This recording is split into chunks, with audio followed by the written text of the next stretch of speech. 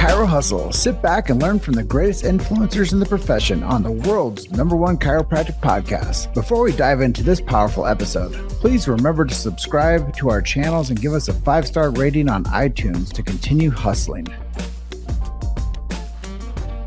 This episode is brought to you by Excite Medical and the DRX 9000, Peach State Payments, Recover, Chiro HD, Softwave, Cool Blue BA, Chiro Health USA, Chiro Script AI, Chiro Moguls, The Chiro Speaking Company, Pure Chiro Notes, 5-Star Forge, Titronics, Sherman College of Chiropractic, Life Chiropractic College West, and the IFCO. You can benefit from our full list of sponsors by visiting the sponsor page at chirohustle.com/sponsors.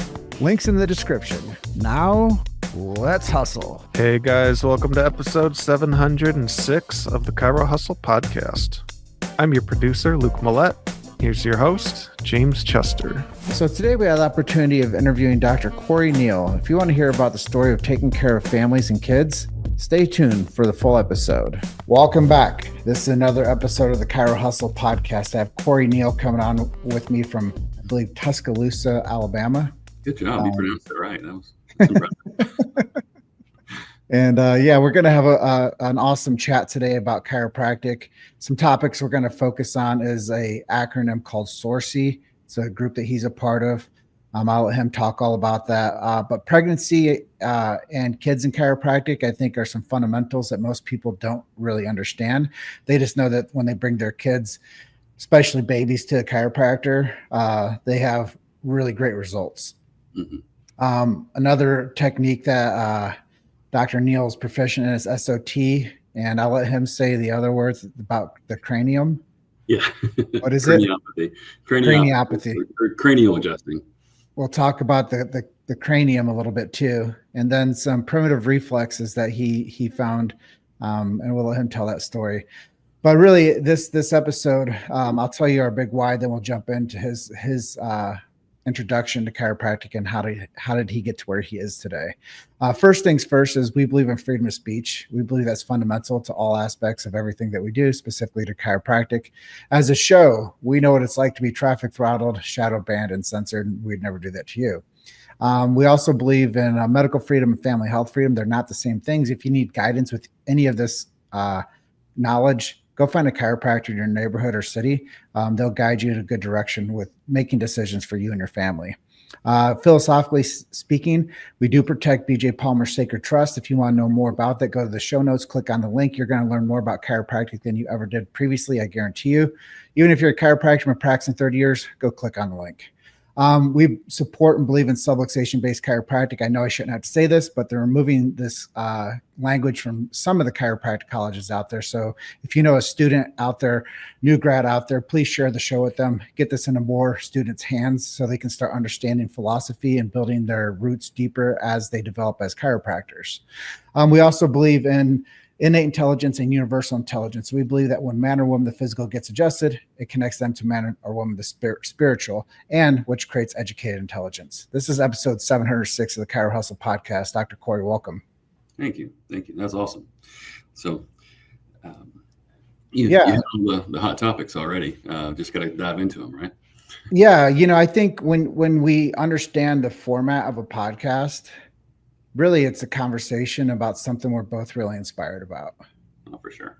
And when I can feature somebody as a subject matter expert and they get a chance to talk about things that they love, I mean, I couldn't think of a better way to promote chiropractic. And 706 episodes into it, I'm really excited to share your story with our audience. So getting into it, what inspired you to say, hey, I'm going to go do this chiropractic thing?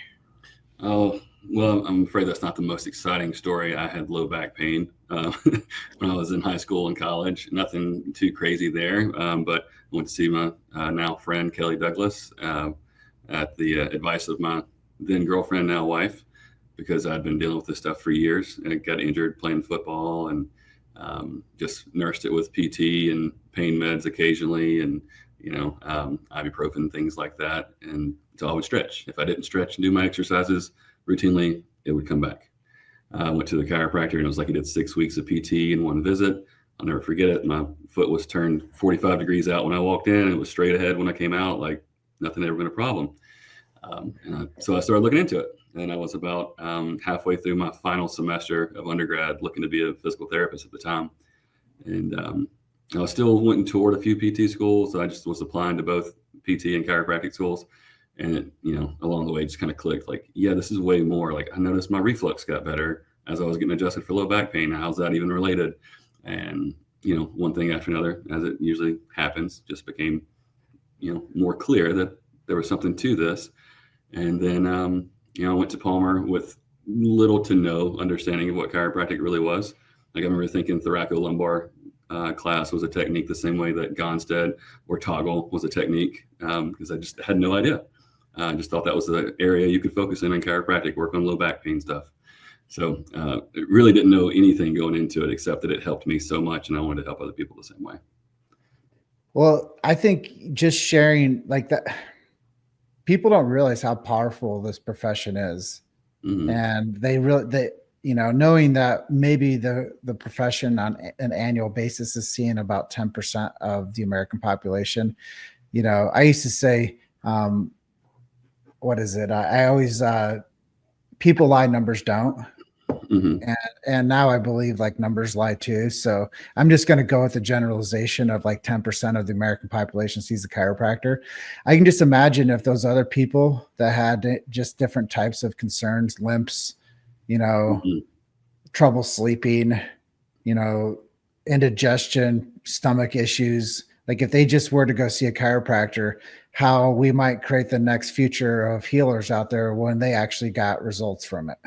So I think we really got to go above the head, and talk to people about like how chiropractic can like help their babies and kids. Oh, for and sure. I know that's a big part of your practice. So let's talk a little bit about that. Like I know off camera you're saying, hey man, I like taking care of like the babies because they respond quicker. But tell us how you kind of focus that. Sure. So started off wanting to do a family practice that saw everybody, and I still do see, on any given day, I may go from an 8-day-old to an 80-year-old, from one room to the next, one table to the next. But the majority of our new patients now are pediatric, and the majority of those are under a year old. Most of them are under 6 months old. And the neurology of it, like go figure, a chiropractor is interested in neurology, right?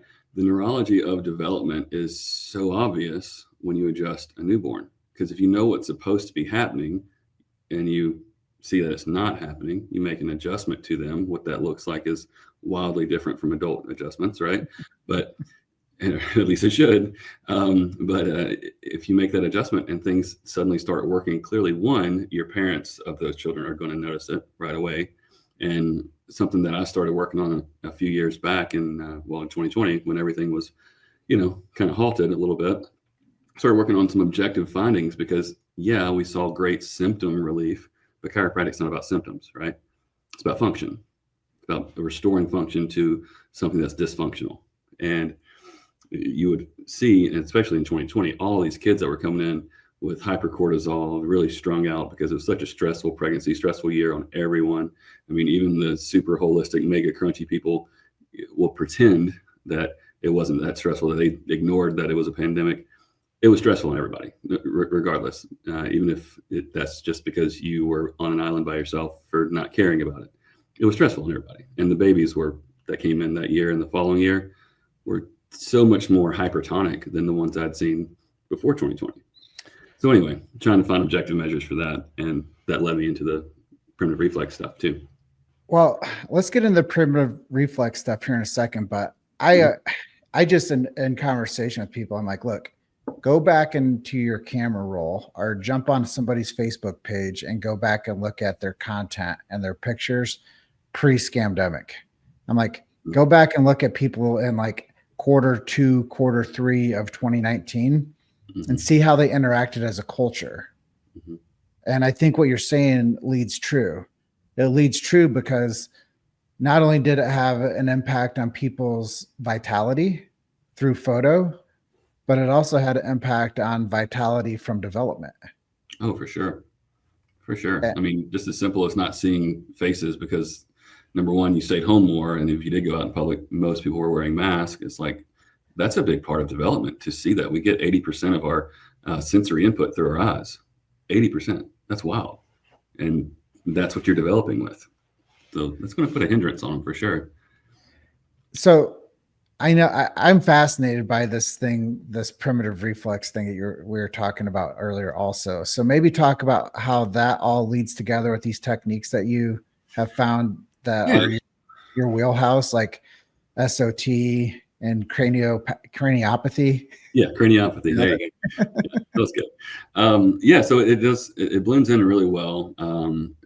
As I was trying to discover some way of creating an objective exam for infants and children right up until their teen years, when they start acting a little bit more like an adult in the exam process, it's kind of tough, because like I had a good exam for the first 6 months, but then from about 6 months old to about 4 or 5 years old, maybe even 7 or 8 years old, it seemed like the exams were missing something. Like there wasn't as much of an objective measure. There wasn't a lot of insight of knowing what was going on with them, because they don't use the scans. So that's a big thing too, right? And I'm not trying to hate on scans, but I didn't want to invest in new equipment when I was already established, and I was just trying to improve my game, right?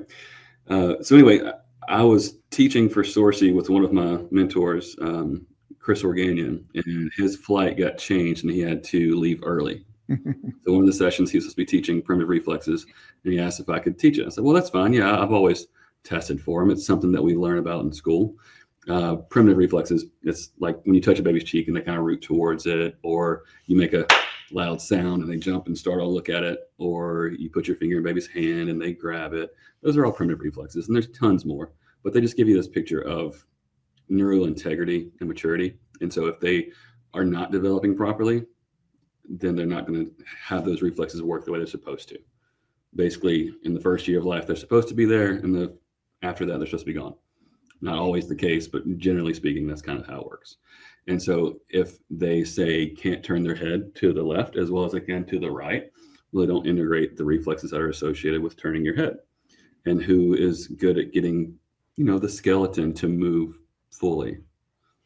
Chiropractic. Right?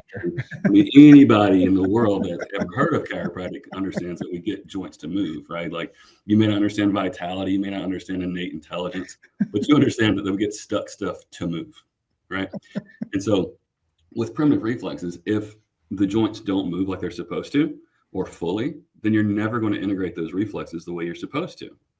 And so think about it this way. If the rooting reflex, for example, you touch your face and you are constantly leaning towards it, that's going to irritate the crap out of you, especially if you wear, say, a collared shirt or jacket, right?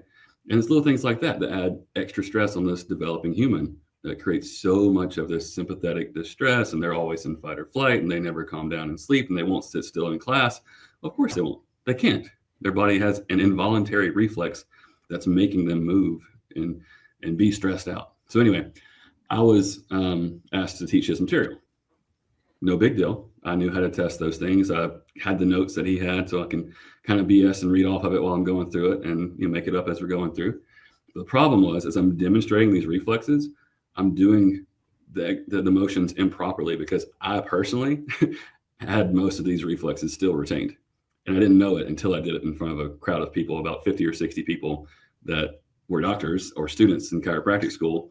And I'm sitting here trying to show them how to do it properly versus improperly and what the exercise looks like. And I couldn't do it. Just could not do it. And so I faked it as best I could. And I think it helped people to understand how big of a deal it would be for someone who had those retained reflexes, how hard it is to function with that added stress. And so then for the next year, I went through HARCLA's program, which is a couple of OTAs, occupational therapy assistants, that work a lot with kids and primitive reflex retention and things like that. And they're a great program. I'm not paid by them to say that or anything. They're great. I highly recommend them. I share their videos on YouTube all the time to help people understand what to expect from these things. But I went through their certifications to help, number one, understand what primitive reflexes were and how to integrate them. And then they had a follow-up course that came out, I think just last year, maybe 2 years ago, that was all about how to support primitive reflex integration in the infant and toddler. And I was like, well, that's perfect for me because that's my target population. And so anyway, worked through that, and suddenly it turns out that everyone has something going on. Like it seems like the more you go through it, you find these things on other people too. So that became a core part of our physical exam findings for new patients and follow-up patients, at least for pediatrics. Sometimes we'll do them for adults, but we definitely do it for everybody under 18. Like I said, in the first year, those reflexes pretty well should be there. And after the first year, they should be gone. And that's kind of how it goes. It gives you this objective picture of how their nervous system's doing. I don't do the exercises all that much, but I will adjust areas that correspond to those reflexes. You made it to Chiro Hustle. Sit back and learn from the greatest influencers in the profession on the world's #1 chiropractic podcast. This episode is brought to you by Excite Medical and the DRX 9000, Peach State Payments, Recover, Chiro HD, Softwave, Cool Blue BA, Chiro Health USA, Chiro Script AI, Chiro Moguls, The Chiro Speaking Company, Pure Chiro Notes, 5-Star Forge, Titronics, Sherman College of Chiropractic, Life Chiropractic College West, and the IFCO. You can benefit from our full list of sponsors by visiting the sponsor page at chirohustle.com/sponsors. Links in the description. Now, let's hustle. Really interesting part for me is maybe we can give advice to like women out there that have babies that are having some issues with development. Coming from your voice and coming from your perspective on pediatric chiropractic, what advice would you give to some moms if they were like curious about finding a chiropractor that could help do stuff like you do? Sure. Well, I'll say this: all chiropractors are trained to adjust kids. Some are just more focused on it. Some are. I won't even say better. I would just say more passionate about it, and usually better because they're going to pursue more training and get better at it. But probably the top 3 reasons that people bring babies into the office or toddlers is difficulty with nursing. Like they can't latch onto one side as well as the other, or they have a weak latch, or it's a painful latch. These are things that are not normal, and there's a reason for it. Get your kid and yourself into a chiropractor that focuses on this population, this timeline, and they'll find the issue for you.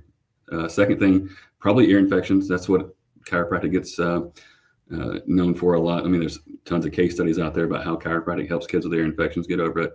And there's plenty of theory on that, and I'll be happy to go through a couple of them, but it's no different than any other adjustment, restoring function to something that was dysfunctional.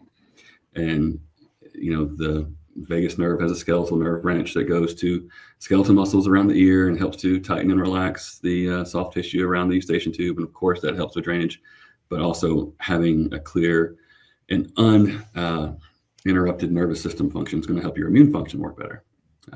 What's his name? Skip Weiss used to talk about how putting ear tubes in was kind of like adding a second drain to the bathtub. It doesn't change why the bathtub water was dirty to begin with. It just moves the problem down a little farther. So we try to clean up the bathtub before we worry about adding a second drain. And then the third thing is usually digestion, right? Kids will either be going all the time or not enough, and that makes them miserable, and that leads to colic. And if you can't poop, you're upset. If you go a week without going to the bathroom, you're going to be a pretty miserable person. Children are the same way, and it gets brushed under the rug like it's no big deal. And they come in, they usually get adjusted, and they melt on the table, and they drive home, and they have the biggest running dump of their life. And they're a whole different kid. And that's one of the things that I never thought I'd end up talking about so much was bowel movements, going to chiropractic school, but man, it's every day, every day. Well, that's the part where I think it's really important for moms to understand is I think they did a study not too long ago about athletes and performance if they went to the number 2 before they played, or if they didn't get a chance to go poop Yeah. before they played, and how their performances were depending on if they got a chance to poop or not. Yeah. And babies are high.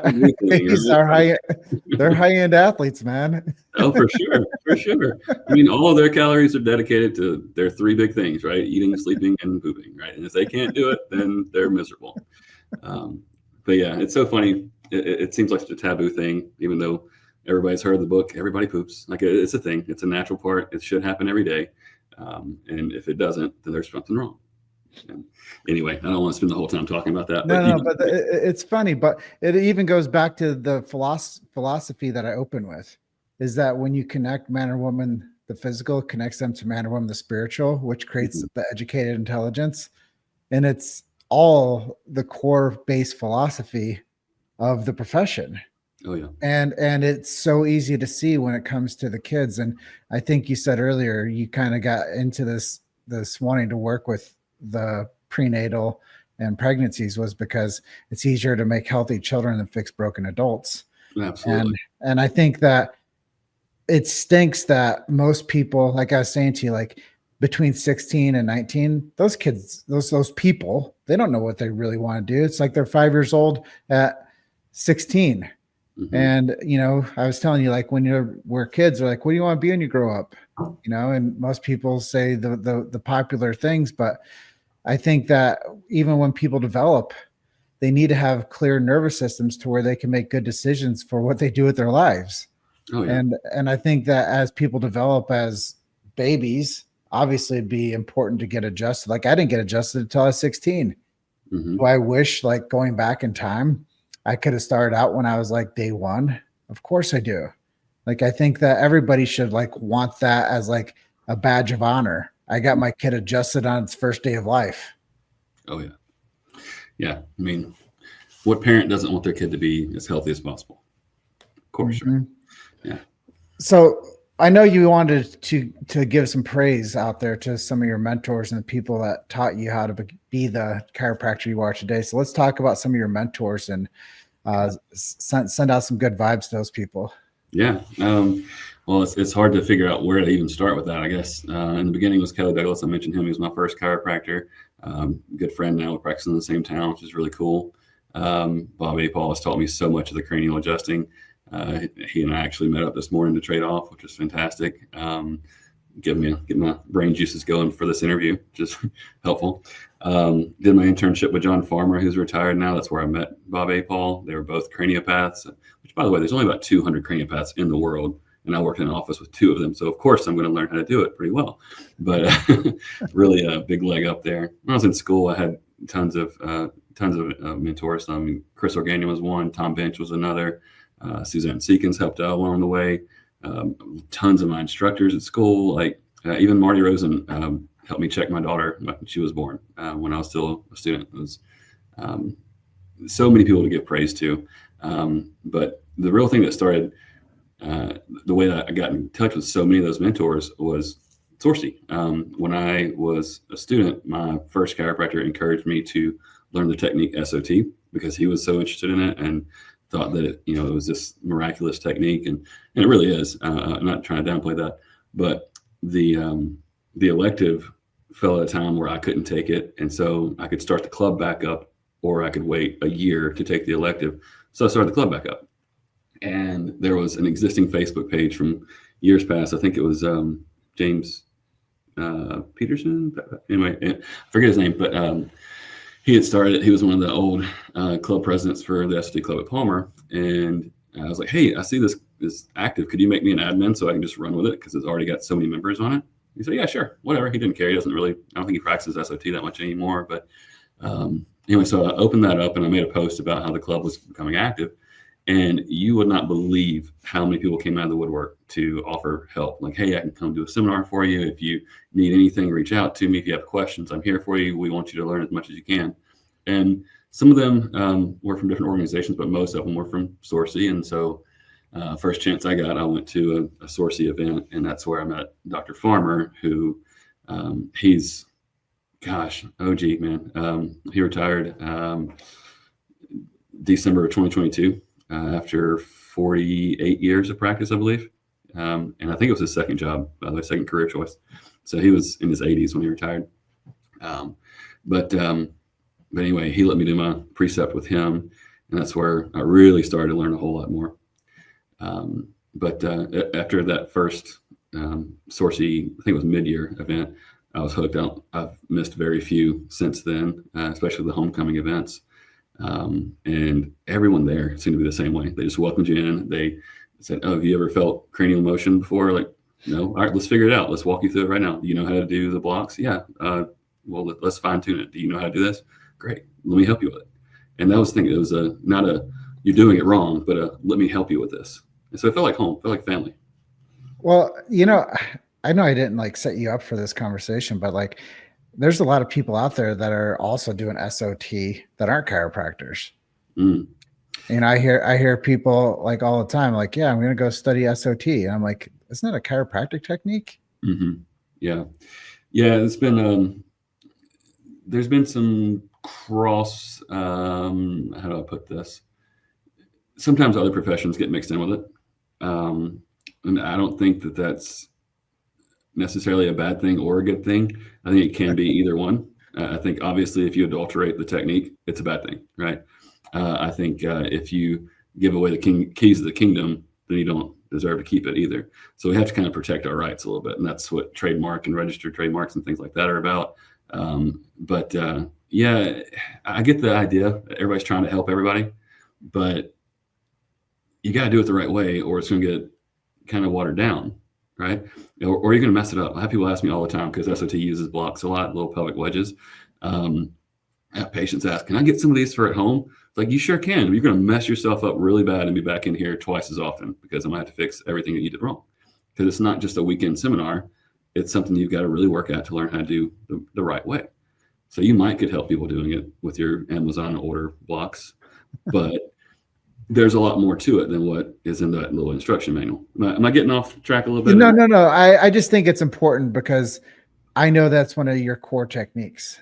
And sure. I mean, I was just talking to a friend of mine that he's into the neurological like world of biohacking. He's not a chiropractor. He's not a doctor, Mm-hmm. but he's like, yeah, my girlfriend's going to go do a training on SOT and she's a nurse. Mm-hmm. And, he's like, and I'm like, I didn't challenge it or I didn't even think twice about it. I'm just like, SOT, huh? Yeah. Yeah. I mean, I wouldn't go to a chiropractor for antibiotics. I wouldn't think that you would go to another profession for chiropractic care. But maybe they're really good at it. Maybe they're doing it right.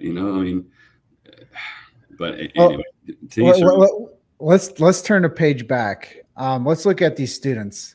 I know that that's a big sector out there that is not getting the message. Yeah. What's some advice you'd give to students that are finishing up their numbers and they're about to graduate, how they should go out and find this new world of chiropractic? Even we were talking about earlier about how people's cervical curves are changing and we have to kind of adapt the way that we take care of like the future of the cervical curve. What do you see as advice you'd give to chiropractic students that are graduating at 25? There's so many things. First thing would be to fill as many spines as you can before you graduate.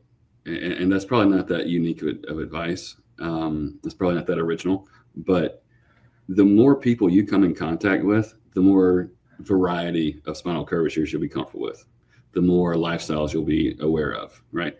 And the more comfortable you'll be with touching people. I can't tell you how many chiropractic students, first-year docs, are still nervous about touching people. It's like, that's got to happen. That is 100% of your care, unless you're somehow doing like instrument adjusting without touching them for the exam. I don't know how you'd even do that, but you've got to be comfortable with touching people. And the more people that you have your hands on their spine, the more comfortable you're going to be with doing it, and the better you're going to get. So own it, get really, really comfortable with moving bones, because at the end of the day, you can know all the science and philosophy you want, but if you don't have the art, nobody's coming back. You've got to be able to deliver the goods. Never heard it said quite as good. It's so important. It's so important for people to know how to move bones, chiropractic. And it is a very tactile profession. You get your hands on a lot of people. Now, my big advice to people that are wanting to take your advice, I'd say, go do a mission trip. Yes. Do something where you can go serve and immerse yourself in adjusting, and immerse yourself with other people that are on fire to go out there to change the world.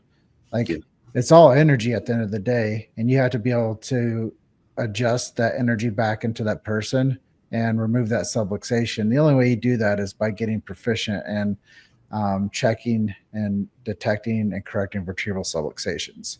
So go on a mission trip, get your numbers, go out there and learn how to do marketing too as a student. Go work for other docs and go do spinal screenings for them and tell the story to the community. I think that that's another big thing is confidence, is being able to talk about chiropractic, knowing that you're going to be a world changer. You have to have the confidence in order to go out there and serve. Let's close it out today with a miracle story.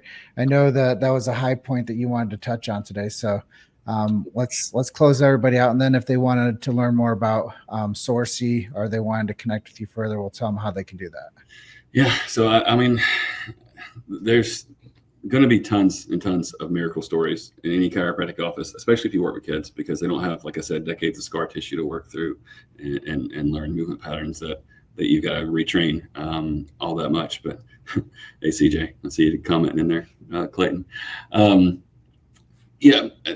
Seizures getting better, stopped up kids being able to go to the bathroom, somebody that can't crawl being able to crawl. It's all good, but I can't go through this without talking about Big George.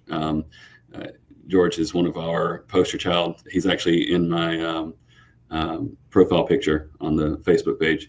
He's moved to a different state now, but when he came to us, he had been through the ringer, man. This kid was born super early, spent a ridiculous amount of time in the NICU, had brain surgery, had colon surgery. He basically everything that could go wrong, the cards were stacked against him. And it's just one of those things that happened. It wasn't like mom was on drugs or anything like that. It was just one of those unfortunate things that happened. And by the time he got to us, he was 8 months adjusted. I think that would have made him 4 months out of the womb. So he was little, and he didn't have hardly any motor tone. He had a lot of cranial stuff going on. Another chiropractor in town actually sent him to us because of the cranial things and had heard and seen and knew that I did cranial work. And so he comes in and he makes a huge difference. In 5 days, you can look at our on our Facebook page and see the before and after of 5 days from when he started. You have to scroll back a couple years, but and it was great. Like, he had expression to his face. His eye tracking was better. He was starting to hold his head up and sit up and roll and turn and hit his milestones and do the things. And then he kind of plateaued after about a month of care, which was kind of crazy. And I had Dr. Apol, I mentioned earlier, help me out because he had come down to the office for an adjustment. And I was like, hey, while you're here, do you mind seeing, kind of consulting on this kid with me? And he comes in, he pulls me aside, and he's like, hey, you need to get x-rays. I think the cranial sutures are closing up. Cranial sutures are like where the different bones meet together in the skull. He said, I think the sagittal and coronal sutures are closing up already. And I had to tiptoe around that conversation with mom because it's kind of your kid's going to have cranial surgery. He's going to have brain surgery again. And so we get the x-rays pushed for. In Alabama, you can't order skull x-rays as a chiropractor, so we had to talk the pediatrician into ordering them. They order them. Sure enough, the sutures have started to fuse. And so that's kid's going to have cranial surgery or brain surgery. Well, I can't get in with a brain surgeon for a month. I said, you guys bring him to me every day that you can get him here until that appointment. So he came in 5 days a week without missing hardly any visits along the way. And he went to that month later, went to the cranial surgeon, and they reevaluated him, and he was no longer a candidate for brain surgery because his body had found a way to heal. That was just pure innate. I get goosebumps every time I tell that story. That's just pure innate intelligence taking over and working through the adjustment, through the body, the way God designed him to. And the more miracles you experience in that, the more your faith grows, the more your faith in this profession grows. And it's just one more confirmation that we're doing something that is probably the greatest healing art and gift that there is to mankind. And anyway, sorry. Going too long. Yeah. Well, back into chiropractor number one, Mr. D.D. Palmer. Mm-hmm. They categorized him as a magnetic healer. Mm-hmm. And what we say philosophically, as I believe Reggie Gold would say, the body needs nothing extra in it, just no interference. Absolutely. And I believe that when that's cleared, the body self-regulates and it does what it's supposed to. It's like if I were to have you put a rubber band around your finger, I'm sure you've seen this before, and you like pull it to tension, it starts to not function right. Right. And it starts to get purple and painful. And when you relieve that rubber band off of there, you look at your finger, it starts to go back to normalcy, which is like skin tone, blood flows right. It's not purple anymore. And I think if people just understood that their nervous system is like a rubber band being put around their nerves when their spine's out of alignment or their cranium's out of alignment. Once you take that rubber band off, the body's like, oh boy, this is how it's supposed to feel. Yes. And I think that if so many people just understood that that was the magnetic healing of chiropractic, as the first chiropractor was labeled, there is some real specialty within healing hands and, you know, being able to put your hands on people and get them to have a quality of life shift. I think that it's so cool. And, you know, from any age, you know, for sure. Whoever it is walking in and getting on the table, I think that there's that magic of connection, but there's also that willingness to like say, you know what, I'm a chiropractor, I can take care of this thing. That's right. That's right. And it just opens up so many doors having, you know, techniques like SOT, like the cranial work. I had a patient come in yesterday that, of all things, he came in for trouble with blinking. Like he couldn't stop blinking all the time since he had a concussion like 8 months ago. And after doing some cranial work, his blinking slowed in, I'd say 70% right there on the table. Really interested to see what he looks like when he gets back. But it's like you said, requires nothing put in, just no interference. Amen. So if people wanted to learn more about you, work with you, go get certified and work with Sorcy, where should we send people to? Sorcy.com, man. SORSI.com. You can look me up at Tuscaloosa Chiropractic. You can find me on Facebook or Instagram. You can reach out to me directly, email, whatever you got to do. But yeah, Sorcy.com is where you sign up for mid-year events. We've got one coming to Nashville in April. That's going to be awesome. We're talking about airways and tongue ties and how that all works with cranial works and things that we can do, how to work well with other professions, but not give up our secrets at the same time. And then our big event, and we have regionals. We got webinars that are starting up. You can sign up for free webinars starting in January and see if it's something that you even are interested in. We've got one, I think, that starts the weekend of the 18th, if I'm not mistaken, and then continues on throughout the spring and summer. So lots of opportunities to learn it. But yeah, Sorcy.com, that's the place to start. So I always reiterate, go check him out at Sorcy.com, Tuscaloosa Chiropractic. He has an event coming up in Nashville in April, and go check out their free webinars. I'm sure that you guys can get access to that from Sorcy.com as well. Connect with Dr. Neill on Instagram and Facebook. I think that's a good way for people to find pathways to you. Thank you for being episode 706 of the Chiro Hustle Podcast. Incredible, man. Thanks for having me. Yeah, it was a fun conversation. It was really cool to talk about the developmental aspects of chiropractic.